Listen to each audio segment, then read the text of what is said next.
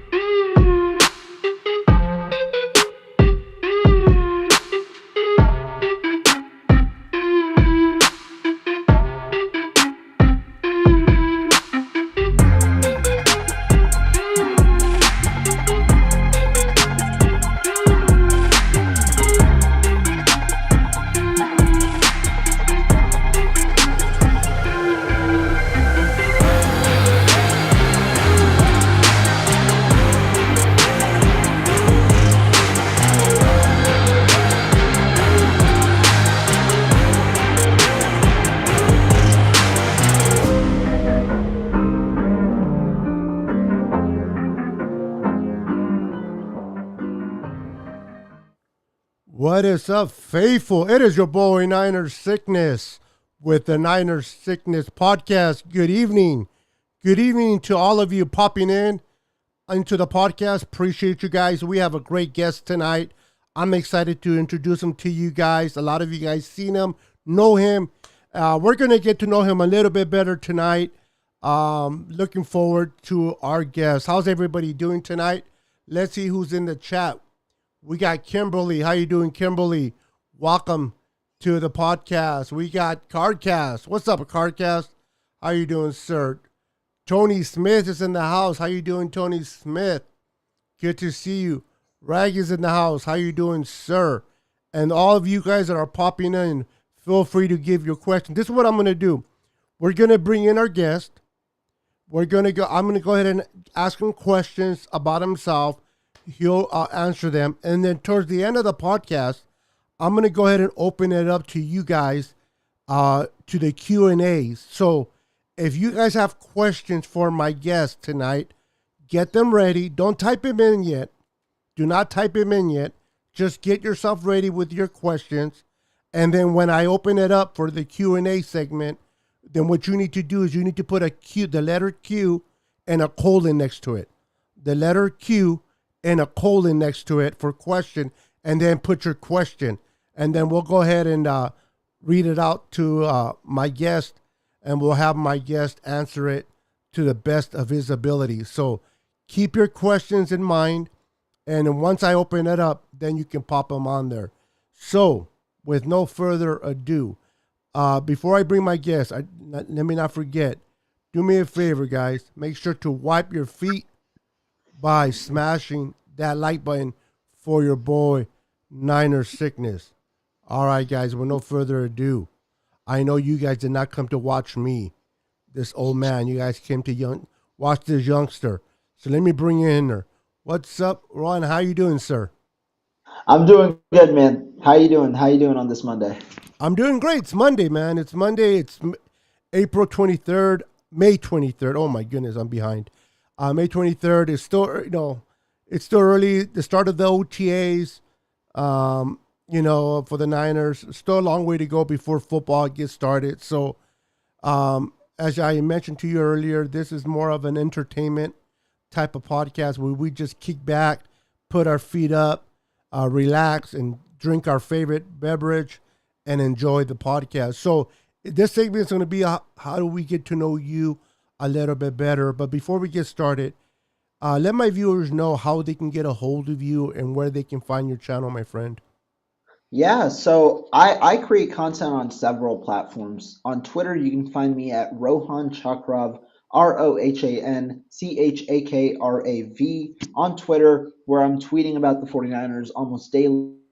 You can find me on 49ers Web Zone. That's where I write my articles regularly. You'll see that I write a couple of times a week. And then I also have my channel, Rohan Chakravarthi, my actual name. And so you guys can go check out that if you like video content. I'm making content almost every day on any of these platforms. So I truly appreciate it. Thank you for having me as a guest. And I mean, yeah, I'm excited to kick it and just chill for an hour. I see the chat is already, booming in a way. And so I'm excited for sure for the next hour. Wonderful. Appreciate it, man. Yeah, we just love to have, a lot of my viewers are regulars. They love to come in here and, after a long day of work, whether it's work, whether it's school, whatever it is that keeps us occupied, it's always nice to kind of come back. My whole point of having a podcast, for me at least, is a way of kind of escaping the real world for a minute, if at least for an hour, and bringing enjoyment and relaxation to the guests and the viewers, and just talk about our favorite team, which is the 49ers. And I'm a very positive, upbeat guy, so I like to keep things positively. And a lot of people are like, don't you talk about nothing negative? I said, no, too much negativity already in life, brother. I try to keep it out of my podcast, if you know what I mean. So with that said, let me ask you, how did you become a 49er, and who introduced you to the great red and gold? Yeah, I mean, I'm obviously younger, but I grew up in the Bay the entire time. So I really was just 49ers was what we preached when I started watching football. I immediately loved sports. Probably late 2000s, early 2010s is when I really got into a good amount of sports. Not only the game itself, but the mathematical point behind it, the statistics, all the analytics behind it. And so really it was that kind of portion that pushed me towards football. 49ers was my hometown team. And yeah, I mean, that was like the big intrigue. So it as crazy it was to say, I enjoyed watching Alex Smith because I know a lot of people were like, "Oh, we picked him obviously over Aaron Rodgers," but I wasn't alive for that draft. I mean, that was the first year I was born, that draft itself, and so for me it was okay because I didn't envision that moment. Obviously, we know who the better quarterback is now, but that's how I kind of got into 49er football, and then from there I drifted in a way from specifically 49ers to broadening my bandwidth to seeing all NFL teams, kind of just seeing how different teams operate, trying to understand different NFL teams. And then obviously I'm in the position where I am right now after getting the opportunity where I could create content on the 49ers, write about them from somewhat of an objective viewpoint, given how passionate fans are.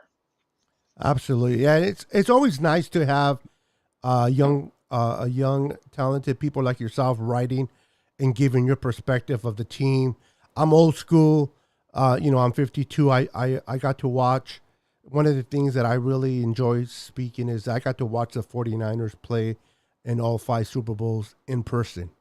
And something that I've enjoyed. And, people have jerseys, people have autograph things, and which I do as well. But those 5 things in my, until the day I die, I will take with me.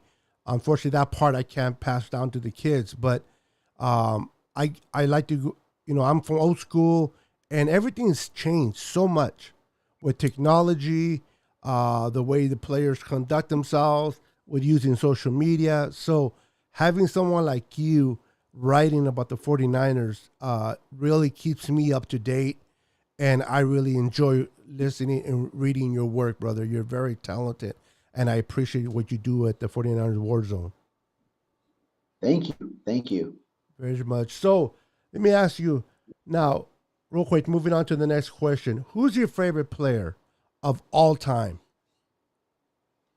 Now, obviously, I'd love to go recency bias. We've had a couple of amazing young players that are the forefront of the 49ers. We talk about all pro wide receiver Debo Samuel, who plays with a passion and plays with a style that really is unlike no other at the bill that he plays with. So, if we're going recently, I think it has to be Debo Samuel. But to me, it's a couple of ways. All time, I've got to go with Frank Gore. He was just the cornerstone of our franchise from the time that I started playing. I'd love to go Alex Smith, but really to me it was Frank Gore that building block for the 49ers for so many years. And during those dark days, it was nice to see that he was still a big part of that franchise. And then obviously we saw the dividends pay off when we went to the NFC Championship game, back to the Super Bowl in 2012, and multiple playoff appearances under the Smith Kaepernick regime. So that's kind of a nice part for me. So I would have to go Frank Gore, although there are several recent players that I believe are extremely talented and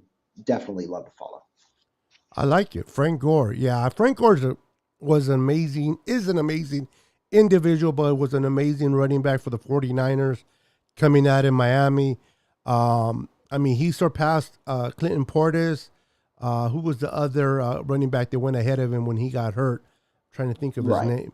But he surpassed all of them, man. And this guy came out of college with two messed up knees in a sense, and nobody thought that he was going to be able to last as long as he did. And the way he played, the passion that he had, so I can understand why you would like someone like him. I got to meet him in person. Matter of fact, I went to his home. I got invited to his home one time through another friend, and I got to know him on a personal level. And Frank Gore is as advertised. The way you see him speak to the media, the way you see him conduct himself, that is how he is in person. The guy is nothing but a gentleman, very respectful, treating me like he knew me for years in his home. And I was a little, not really starstruck, but I was kind of like, I told my friend I kind of felt out of place a little bit. And Frank Gore went out of his way to make me feel comfortable, whether my friend Mm. told him or he's seen it. But for someone to do that, man, I have nothing but respect for him as well. He's also one of my top favorites. My favorite guy is Brian Young. I just love Brian Young, the way he played football and what he did coming out of Notre Dame. But Frank Gore definitely, definitely. So I can see why you would love someone like that. I just want to say hi to Yeah. a couple of people coming in real quick. We got Summer Martinez that just popped in. Welcome, brother. We got Big Jason Gaiman in the house. Welcome, sir. If yourself, Rohan, or anybody loves to play Madden football or love video games, gaming, as I guess is the right word they call it. See how old school I am? I'm calling it video games. Gaming. Check out his channel, man. He has a channel on YouTube. Great guy, and this guy's pretty good at what he does, man. So for all type of gaming, check out his channel. Great, great guy. We have Nana in the house as well. We got Big Papa popping in. Also, we got David McNew that popped in. What's up, David? How you doing, sir? We got Paul Steele in the house. We got the OG D-back disciple, Mr. Moses Martinez. What's up, brother? Good to see you, man. Good to see you. Appreciate you popping in. So, moving on, brother. Which game in this year's schedule are you most looking forward in watching? That's a tough one. The 49ers play a lot of, not only do they play a lot of good opponents, but they also play a lot of easier opponents. And so when you look at it, it's a tough choice. The 49ers not only play the two divisional teams that should be competing for the playoffs in the Los Angeles Rams and the Arizona Cardinals, but they also have certain bouts against the Kansas City Chiefs, the Los Angeles Chargers. Then you have the Shanahan McDaniel reunion with the Miami Dolphins, the Tampa Bay Buccaneers. So there's a ton to pick, including the Las Vegas Raiders. Now, me personally, I'm going to go with a favorite of mine, and that is the 49ers playing the Los Angeles Chargers in week 10. The reason being the 49ers and Chargers should be two of the best teams in the NFL this year in their respective conferences. Additionally, the 49ers will come off a bye week. This is the week where I feel they will be most rested, while the Chargers are battle tested for the last 10 weeks, having their bye week in week 11. I think that this is a favorable matchup in a way for the 49ers. But then again, you've got a quarterback over there in Justin Herbert, two talented receivers, and an improving offensive line. Not an amazing one, along a spectacular defense that shored up the big holes that they had at edge rusher and interior defensive line. So this is the game that I'm most excited about, not only because of the matchup, but because I had Justin Herbert as my top quarterback in the draft back then. I'm a huge fan of his game, and I'd like to see not only how he plays against us, but how do we combat the threat that is Justin Herbert in Levi Stadium. Yeah, that's an interesting game that you choose, the Chargers. I'm looking. They're an upcoming team. If they can get it all put together over there, I think they're going to be a very competitive. I mean, the whole AFC West is pretty good out there, but they're going to be competitive. Yeah, I'm looking forward to seeing how the two Bosa brothers kind of feed off each other. Because I'm pretty sure, I don't know them individually, but I got to believe that they have a side bet amongst each other of who's going to get to the quarterback first. Whether Nick is going to get a Justin Herbert or is Joey going to get a hold of Trey Lance. And so it'll be interesting to see how those two guys battle it out. But overall, that's going to be a great game. I know everybody has their different games they're looking forward to. The Chargers is definitely one that would be interesting to mark for the Niners to play. This is a tough schedule, by the way. They're playing some tough teams, a lot of people. And then you're starting a new quarterback, right? First time rookie. I know it's second year, but he's a rookie as a starter. And then you started him in a schedule like this is pretty crazy. Now, this is not particularly the question that I sent you, but let me ask you, do you think it's beneficial that we play the Bears week 1 in that defense to get Trey started? Oh, yeah. I think that the beginning of the schedule couldn't be more favorable for the 49ers. A lot of people were clamoring for the Falcons, clamoring for the Panthers, but it was likely that that would have been a back-to-back stretch as it was. And I don't know if 2 home games in a row is the best formula, and that maybe you might want the crowd behind you. And so when you look at the Chicago Bears, they're a rebuilding team that for somehow got worse this offseason. Normally, rebuilding teams improve every single season to the point where they're back in contention. The Bears took a step back. Both of their best players on either side of the football are now no longer with the team. Allen Robinson, their top receiver, he signed with the Los Angeles Rams, 3-year, $46.5 million deal. Then Khalil Mack was traded to the Los Angeles Chargers for a second-round pick. Additionally, I don't believe Akeem Hicks is on the roster right now. I think he's a free agent. And so really that defensive line presence is somewhat lacking for the Chicago Bears. And I think it's good because our offensive line right now is somewhat questionable, not of the talent, but of who's going to be where and when. And so I think that this is a good way to start for them. And if it's a good way to start for the offensive line, I think it's a good way to start for Trey Lance. I think that the defense, in a way, can carry this game, but also it gives Trey Lance the room to grow and improve where he should have a good enough amount of time to make throws. The one thing I'll say about Chicago is their secondary is pretty good.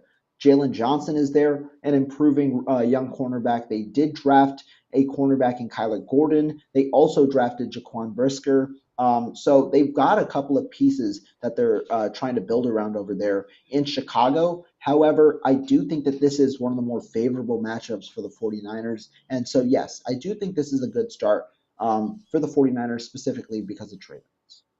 I like it. I like it a lot. Yeah, I agree with you. And then Robert Quinn wants out of Chicago, so I don't even know if he'll be there playing for the Bears week 1 as well on that defense. And then coming home to play the Russell-less Seahawks week 2 at home with the Levi's fan base behind Trey Lance. I think that's another team that is favorable for Trey Lance. It's kind of like we're getting him ready for that third game, which I think that's going to be really challengeable for Trey, especially playing Mile High. up in that stadium with that fan base against Russell. You know what I mean? So I like, I don't like it that we're playing two away games. Oh no, one away game, excuse me, and then one home game. Mhm. Uh, Ah, but that's fair. yeah, because I was thinking last year we do have two away games in the Eastern part, but that's later on, and that kind of threw me off a little bit. But yeah, so starting against the Bears is a good matchup, and then the Seahawks as well. Now that Russell's not there, kind of get him ready for week 3. Because I think that, not that we can't lose those two first games, but I think that the Niners could be definitely 2-0 going into week 3, and then now week 3 matchup. And I know these are not script questions, but that, how do you feel about that Broncos team, top to bottom, and that roster with the addition of Russell Wilson? Oh, yeah. This is going to be the 49ers' first test of the entire season. The Denver Broncos definitely got better this season with the acquisition of Russell Wilson at quarterback. And over the last couple of years, the Denver Broncos were no slouch. Somehow, with the quarterback play of Drew Lock and Teddy Bridgewater last year, super inconsistent, they were 7-10, and that's because they sported one of the best defenses and even one of the best receiving cores in the entirety of the NFL. They have a all-pro left tackle in Garrett Bowles, right? I believe a Pro Bowl left tackle in Garrett Bowles. They've got growing pieces, Dalton Risner there. And so I do think that that offensive line is somewhat improving on top of the pretty stacked receiving core that they have with Cortland Sutton, Judy, and Tim Patrick. In fact, it was like so stacked that KJ Hamler, one of the better or one of the more deep threat kind of guys, we don't know what his role will be. And so the 40 or sorry, not the 49ers, the Denver Broncos, I think that's this for them. Also earmarked by their two running backs is a pretty strong team offensively. Defensively, they added DJ Jones, who coincidentally played for the 49ers before, and still sport a pretty strong secondary with Ronald Darby and Pat Surtain on the outsides. K'Wan Williams, another 49er, is on the inside. So, it's a pretty strong team on both sides. But the Broncos, when you look at their schedule as well, it's their first test of the year as well. They play Seattle in week 1. They play Houston in week 2. The one thing that kind of tilts the Broncos' favor, they play at home in week 2 against Houston and play at home in week 3 against San Francisco. So they're in one location, and they're also adjusted to that altitude that comes with the mile high. I think that that's the one thing the 49ers do have to deal with. They have to travel from San Francisco over there to Denver and play in that weather. So it will be a tough matchup for both sides. If that's a win for the 49ers, that is an extreme confidence boost. But earlier in this offseason, I did predict that that game would be a loss.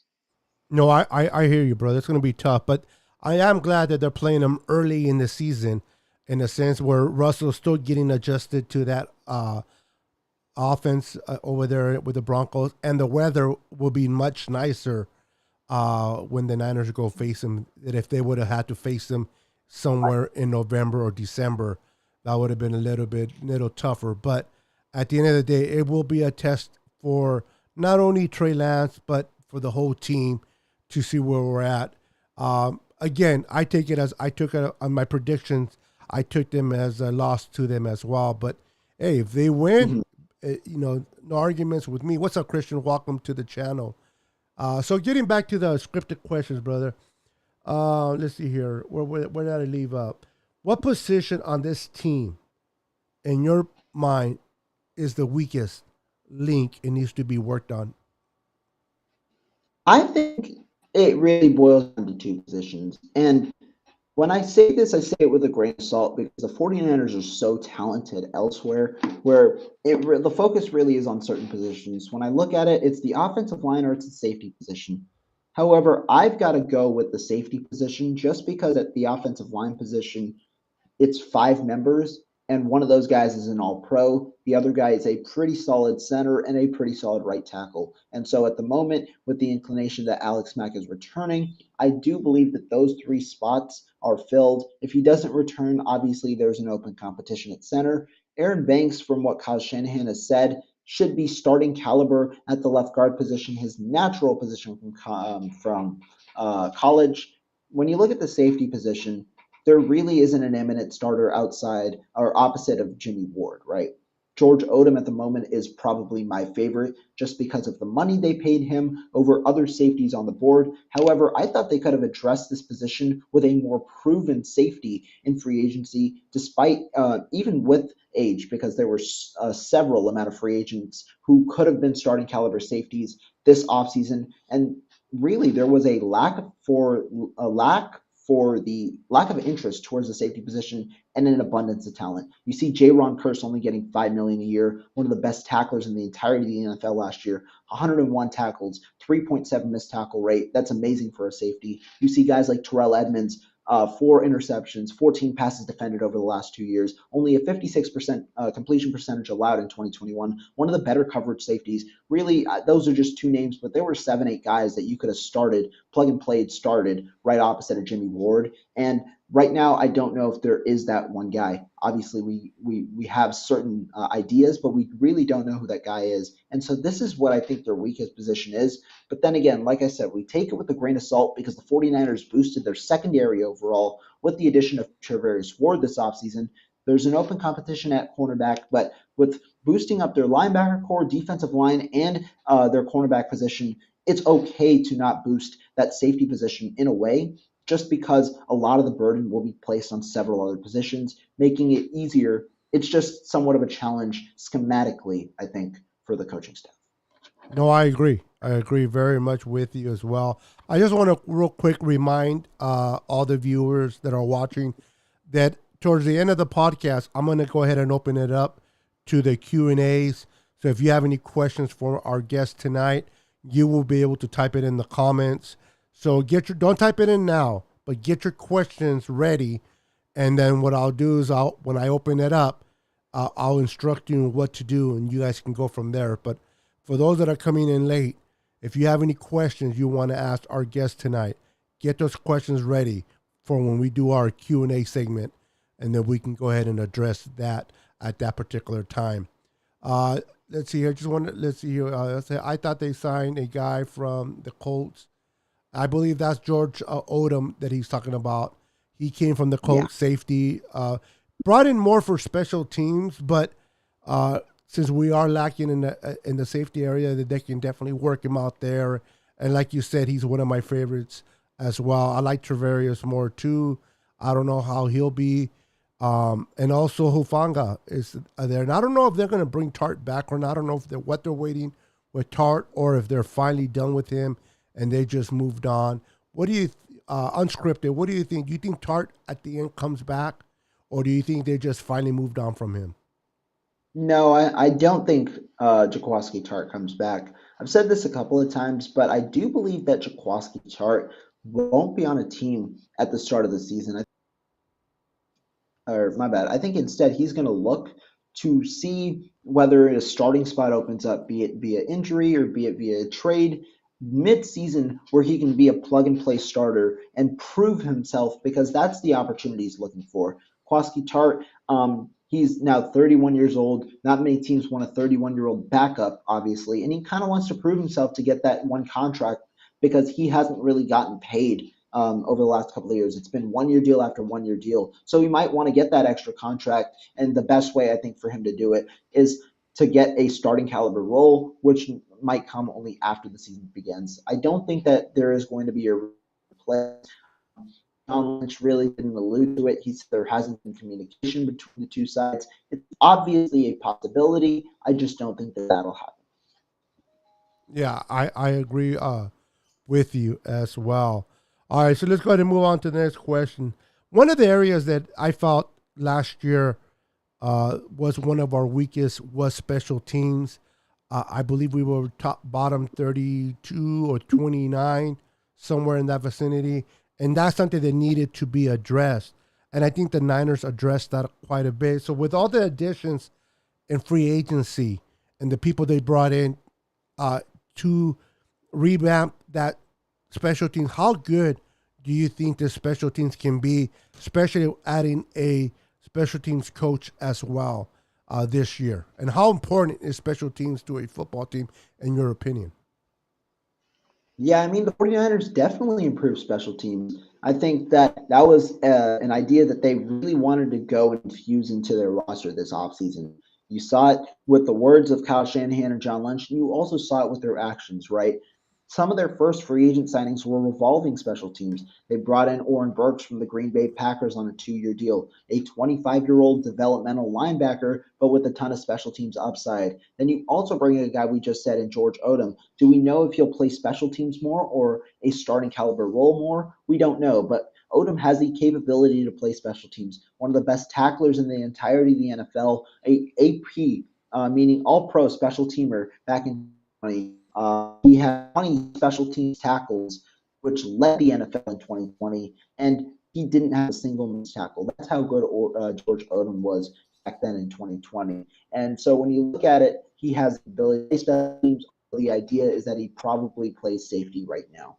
And then not only that, we still brought back guys like Dante Johnson, who have had roles on special teams. We brought in offensively Ray McLeod, who could be our kick returner or our punt returner. And then we added guys like Danny Gray in the draft, who have the speed to potentially fill in one of those returner roles as well. Fast forward a couple of rounds, you see Samuel Womack. That speed might be valuable on special teams in the very beginning. And so when you look at it, the entire point of this offseason was to just improve holes that the 49ers had last year. One of the top 5 bottom teams in special teams last year. The 49ers also brought in probably the most underrated part of their special teams unit. That is coordinator Brian Schneider from the Jacksonville Jaguars, formerly of the Seattle Seahawks, led multiple top 10 units in Seattle. And so when you go from a guy like Richard Hightower, who struggled really to combat certain schemes and certain special teams issues, I think that Brian Schneider, a proven guy and a guy who has done it in the division itself, was important to bring in. I think that that was the most underrated part. I like it. I like it. So yeah, I'm looking forward to it. I've always been a type of guy that I believe that field position is a key. I got tired of seeing our team always starting within our 15-yard line, 10-yard line, when the opposing teams were starting at their 30, 35-yard line, and that was very upsetting last year. So adding all these key positions to the special teams definitely is going to be a plus, and we need that to be competitive this year and to help out our young quarterback. Before I open it up to Q&A questions, and we have quite a few people ready to go, I want to ask you, last year we started pretty rough. I mean, we were down, a lot of people counting the Niners out. I've heard content creators say that we were not going to make the playoffs, that we were restructured. I mean, so many things happened, and the Niners were able to bounce back and get to the NFC Championship. Unfortunately, we fell short by 3 points. Whether it's Jimmy's fault or not, neither here or there. What I wanted to ask you is, this team has been battle tested, right? It's gone through its growing pains. How much do you think that valuable this year? Because they're going to face, like I said, a hard schedule. And, you know, even though this is a really good roster, they're playing some really good teams out there. That adversity they went through and the unity they supported each other last year, how beneficial do you think that'll come into play this year? That's a tough question, and I'll tell you why. Last year, the 49ers had a ton of veterans on the team. A lot of Okay. guys on one-year proof deals where, because of the past year, because of the COVID season, the salary cap dropped $26 million to the $182.5 million threshold. Many players weren't able to capitalize on their good seasons in 2020 to get multi-year extensions, which is why they returned to the 49ers on one-year deals. I'm talking about K'Wan Williams, Jaquaski Tart, DJ Jones, and players like that. And so the 49ers, the one thing that kind of goes against that mentality you're talking about this year is that there is a good amount of roster turnover, especially with the veterans. The 49ers, instead of going the veteran option, chose to go young at many positions. Javarius Ward is only 25. Oren Burks is only 25. I believe George Odom's 38 as opposed to Jaquaski Tart's 31. And then obviously at the quarterback position, you're going from a 30-year-old to a 22-year-old. However, the core group of this team, the core members. When you're talking about that, you mean Nick Bosa, Deebo Samuel, Trent Williams, and all of those players. I think those guys have now been through this battle twice. You see the physicality that the 49ers play with. They play with a certain demeanor and try to add guys like a Charvarius Ward who fit that demeanor and that swagger. And I think that that is important come playoff time, which is why I don't think that they will be as worse in the battle tested area as as could be persuaded, I guess, just given that they have a young roster. But I do think that their core itself has been through this situation a couple of times where I believe the 49ers will be fine come playoff time. However, it always comes down to execution and a slew of coaching. One thing I'll talk about real quick about Kyle Shanahan, he's now been in multiple situations where he's had shortcomings, but also successes at the playoff environment. And I think he learns every single time he goes through this same exercise, which is why I think that's the most beneficial part in terms of battle testedness. I think it comes via coaching because the talent is there. Everything like that is there. It's game plan oriented now and who really shows up. And to me, I think it's the in-game adjustments, which comes down to Kyle Shanahan. I will be very interested to see how he improves should the 49ers make the playoffs again this year. That's a very interesting point, and I completely agree with you. All right, guys, I'm going to go ahead and open it up to my viewers for Q&A. Are you ready for the Q&A segment, young man? And we're going to have them hopefully ask you really nice questions. So if you have questions for our guest tonight, what I need you to do is I need you to write the letter Q and then put a colon next to it and then ask your question. So write the letter Q for question, put the colon next to it. And if you don't know what a colon is the two periods, one on top of the other, and write your question. And I'll go ahead and bring up your question on the screen, and then we'll have our guest, Rohan, answer it properly. Now, I've been kind of afraid of to mention your name a lot. I don't know if I want to screw it up. How does it properly said? I say it as Rohan. Rohan. Okay. See, that's what I had a feeling. I don't know, Rohan or Rohan. So my apologies. That's why I keep saying my guest, but Rohan. Perfect. So get your questions ready. Okay, we got our first question popping up by Roberto Hastings. He says, gonna be a slugfest. Who you got? A lot of familiar faces. He's talking about the Niners and Denver game. Yeah, I think this game is definitely an interesting game. I think we talked about it a little bit earlier in that these two teams face two more favorable opponents for themselves in the early part. The 49ers face the Seattle Seahawks in week 2 and the Chicago Bears in week 1, while the Broncos face the Seahawks in week 1 and then the Houston Texans in week 2. The one difference between the two sides, the Denver Broncos play weeks 2 and week 3 both in Denver in that mile high kind of altitude, while the 49ers must travel from San Francisco to Denver between week 2 and 3. So I think the Denver Broncos might be a little more prepared. Beto talked about it earlier in that the one thing that might go the 49ers' way is the chemistry of the team. They might be still figuring it out, but I do believe in Russell Wilson. I think he's a good quarterback despite what 49ers fans might think, and I think he's the missing piece over there in Denver. Just due to the circumstances at this moment, I will go with Denver. Appreciate that. Great question, Roberto Hastings.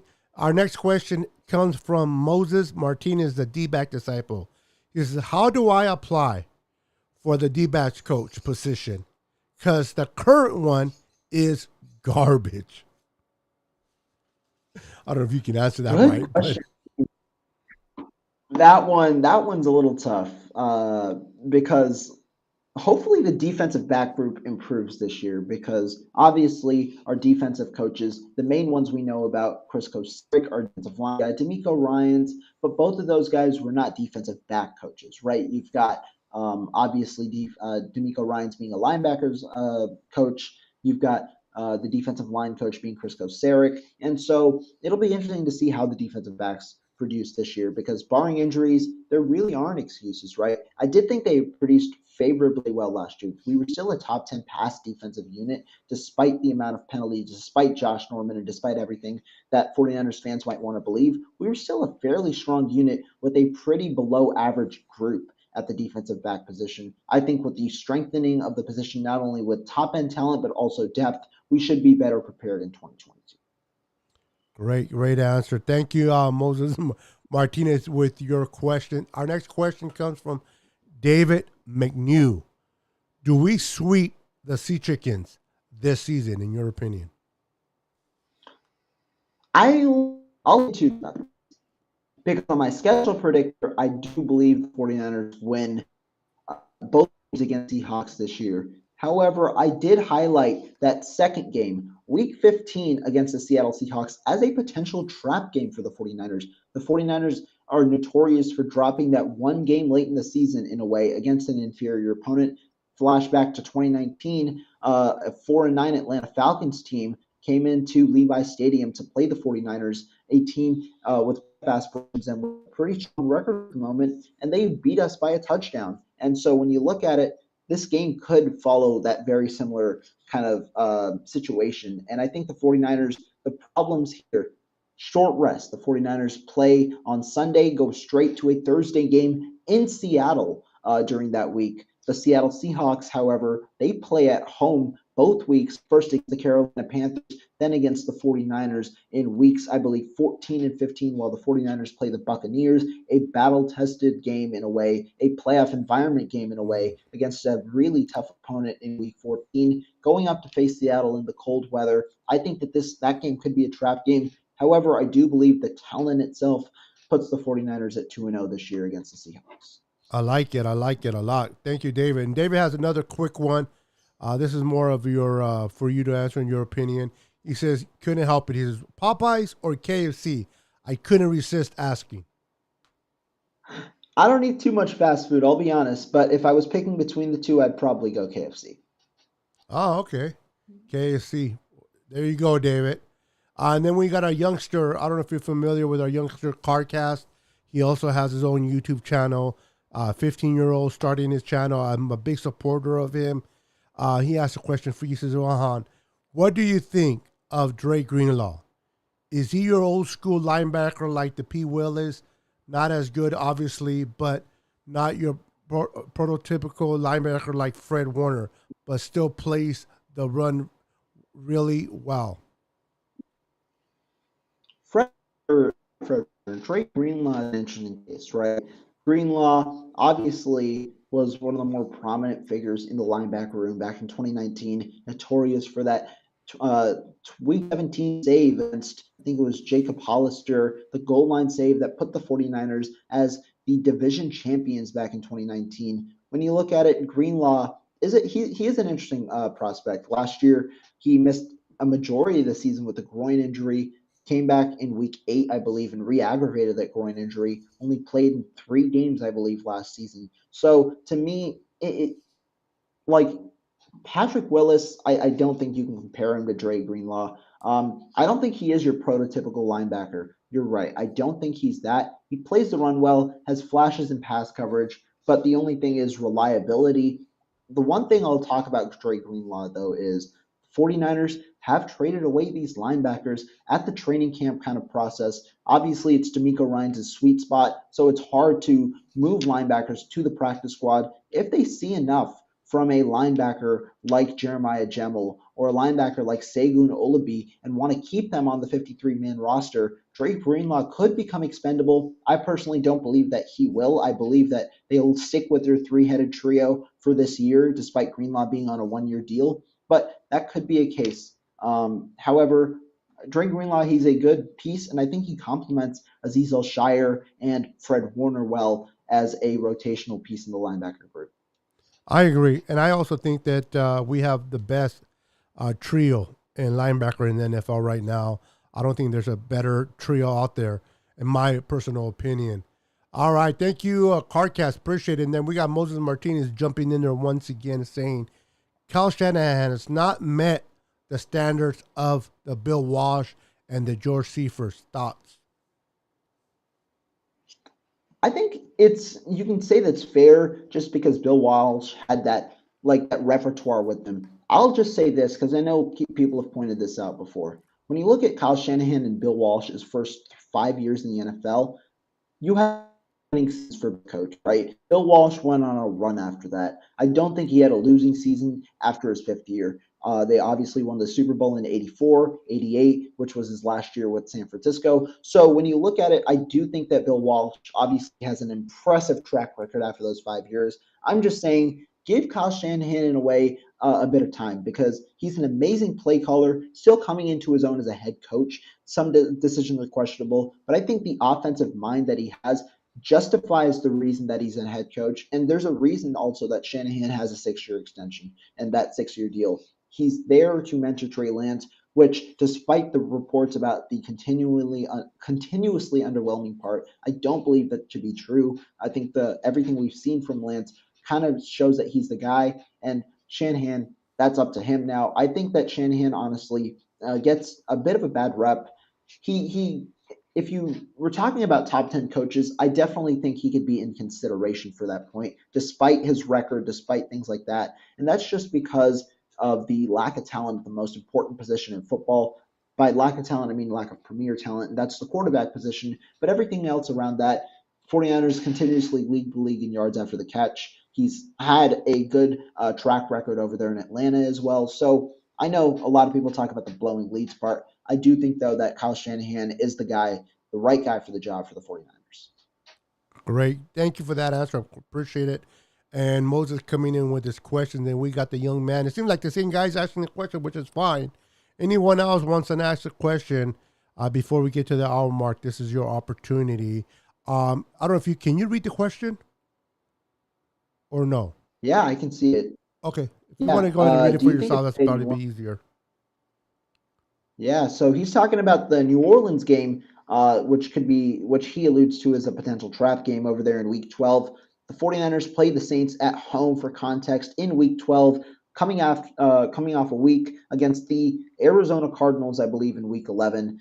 Could this be a trap game for the 49ers? It's an interesting point because the 49ers are obviously at home, kind of like it matches the validity that you might see from a trap game. However, when you look at the Saints, right? The Saints and their schedule, it's brutal. The Saints don't have a bye week until week 14. So they're going to be they're entrenched in football for the first 12 weeks of the year. 49ers obviously have their bye week just 2 weeks before in week 10 and also have the home field advantage. The Saints have to travel cross country. They face the Rams, a very tough opponent in week 11, before coming to the 49ers in week 12. So could I see the 49ers losing that game? Yeah, sure. But do I think that that's the case? No. I think the 49ers should be favorable in this matchup, despite the talent that the Saints have on both sides of the ball. I agree. And they got some receivers, but they got to take time to develop and get familiar with that offense as well. A great question, Carcast, like always. We got a couple more questions for you. We have Moses coming back in saying, Rohan, do you think I can't pronounce Knight will make the team? I endorse him, and he is my son's former teammate. Thoughts? Yeah, so I believe he's talking about Quantrez Knight, the cornerback Absolutely. safety prospect out of UCLA. 6 foot 200, so he's a typical corner. I think it'd be very interesting if he actually moved to safety. But when you look at it, will he make the team this year? That's a hard question to answer because the 49ers kind of have a couple of locks at the cornerback position and at the safety position. I think Knight's best shot is to make it as a safety. However, when you look at it, the 49ers carry four safeties normally. They have Hufanga on the roster, Odom on the roster, Tarvarius Moore on the roster, and a plethora of safeties as well, like Leon O'Neal, who a lot of people like. I'm forgetting one name off the top of my head, my bad, but there are a good amount of safeties, and I think that there are also people that can move from cornerback to safety and potentially start there, like a Dante Johnson, maybe even a Tariq Castro Fields. So will I say that Quantrez Knight makes the team right now? It's unlikely. But obviously, the 49ers love and embrace the idea of competition. You've seen uncharacteristic things happen before. Obviously, looking just at last year, Trent Sherfield got more snaps than Brandon Ayuk in week one, kind of was a more featured receiver in week one by a little bit, despite the difference in talent. And so I will say no for the point. I do think that he could compete for a practice squad spot with the guys like Taylor Hawkins, yet Diego Jr. But at the moment, I will say no. Wonderful. Thank you. And then we have, real quick, just a couple more questions, and then we're going to go ahead and call it a show. Roberto Hastings says, who do you think our running backs are going to be this season? This is a good question, right? I think a lot of people have been debating about the running backs this year, especially after the addition of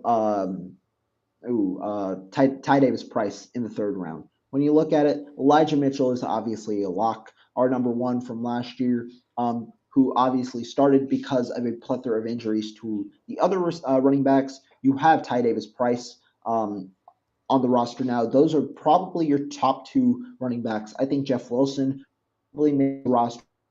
Adoption has had some pass blocking ability alongside Davis Price as well. And then when you look at that fourth option, JaMychal Hasty is there, Trey Sermon is there, and a couple of these undrafted guys like a Jordan Mason. I do right now think that Trey Sermon, our third round pick from last year, just gets the benefit of doubt given his draft status and given the amount of work that he's been putting in this offseason. Could that change as training camp goes along? Yes, but pre-training camp, pre-OTAs, really, I think that those are the four guys going in.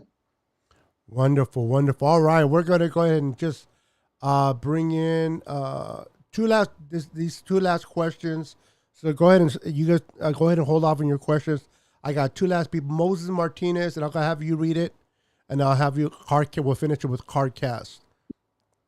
All right. So, which was the most brutal hit? The Ronnie Lott hit on Mark Bavaro, or the Atwater hit on Okoye? I think it's Okoye or K. Not sure how to say it. Obviously, I wasn't alive to see both of these hits in person, so I can't speak on the magnitude of the hits. We know Ronnie Lott's hitter. So to me, just based on the demeanor, because I didn't see these two people in person itself, probably got to go with the Ronnie Lott hit. I don't know how you two debate, so I'm not sure which one has either side, but I probably got to go with the Lott hit at the moment. I like it. I like it. And then go ahead and read out the last question, brother, and answer. I would appreciate it. And then we'll go ahead and end it here. Yeah, so I think Carcass is talking about the Kansas City Chiefs here. He brings up their receiver group, and why do the people say that the Kansas City Chiefs aren't a good team anymore without Hill? Now, I'll say a couple of arguments for this. The Chiefs have obviously been a good team, and despite, in a way, declining in talent because they've had to extend so many players, they've still found a way to make noise every single year in the playoffs, obviously reaching the AFC Championship last year, the Super Bowl the year before that, and then winning a Super Bowl against us. When you look at it, though, Tyreek Hill was such a dominant force on that offense. You replaced him with guys who haven't necessarily proven themselves to a large extent.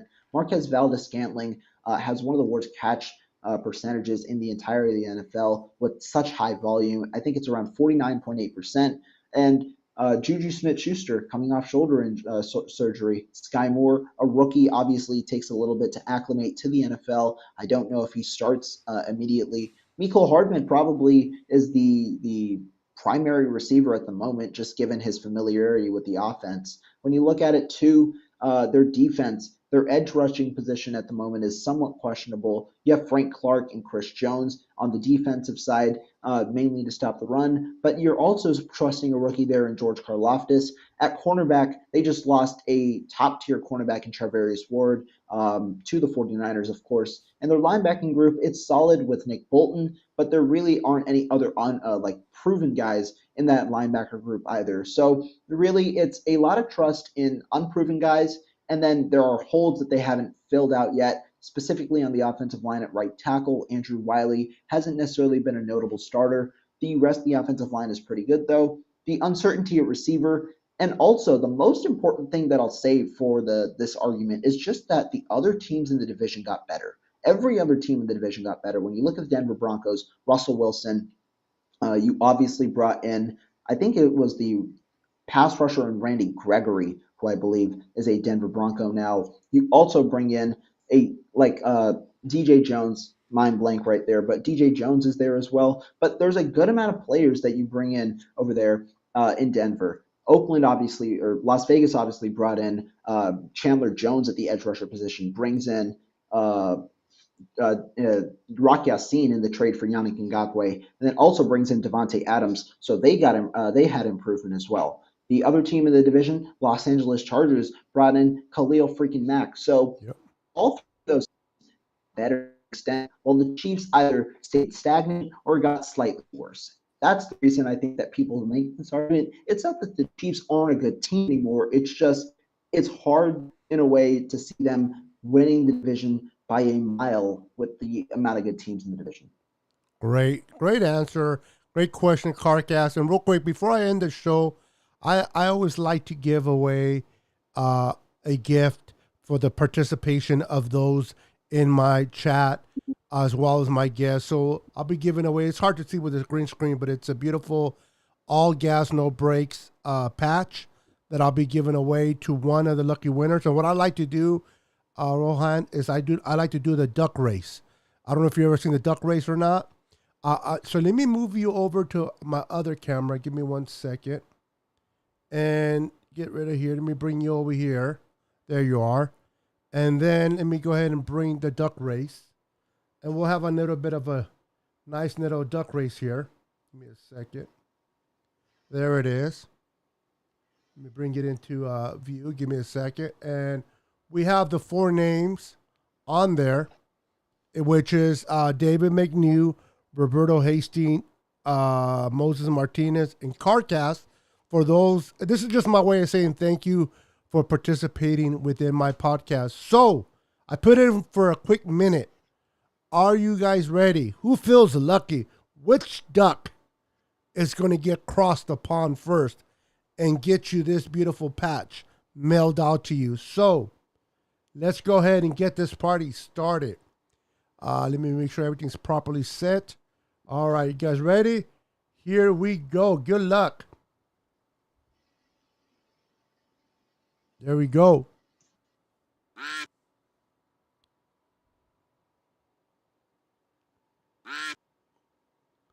It looks like it's David. There, come on, David. No, come on, guys. You guys, Carcast fell asleep back there. Wake up, wake up, you rubber ducky. Here we go. Here we go. Who can it be? We're winding down. We're winding down. Uh-oh, here comes Moses Martinez. He wants that patch. It looks like a Roberto wants that patch. Who's going to get it? Uh-oh, here comes Moses. Moses is coming in with that little purple Viking color duck.